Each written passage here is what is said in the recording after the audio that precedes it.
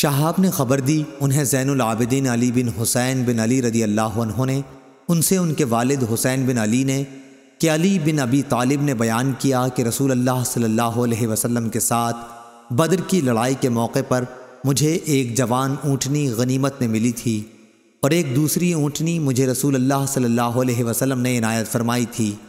ایک دن ایک انصاری صحابی کے دروازے پر میں ان دونوں کو اس خیال سے باندھے ہوئے تھا کہ ان کی پیٹھ پر ازخر عرب کی ایک خوشبودار گھاس جسے سنار وغیرہ استعمال کرتے تھے رکھ کر بیچنے لے جاؤں۔ بنی قینقاع کا ایک سنار بھی میرے ساتھ تھا۔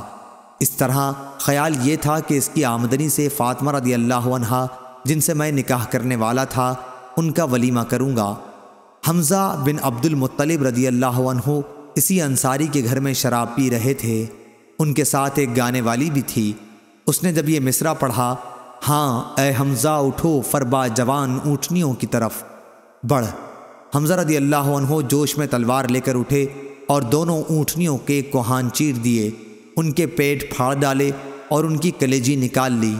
ابن جریج نے بیان کیا کہ میں نے ابن شہاب سے پوچھا کیا کوہان کا گوشت بھی کاٹ لیا تھا، تو انہوں نے بیان کیا کہ ان دونوں کے کوہان کاٹ لیے اور انہیں لے گئے۔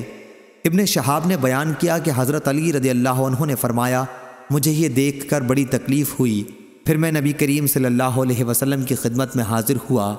آپ کی خدمت میں اس وقت زید بن حارثہ رضی اللہ عنہ بھی موجود تھے۔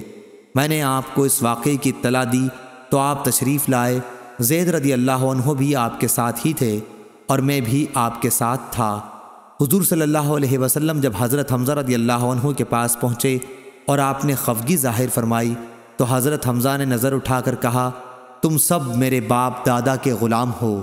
حضور صلی اللہ علیہ وسلم الٹے پاؤں لوٹ کر ان کے پاس سے چلے آئے۔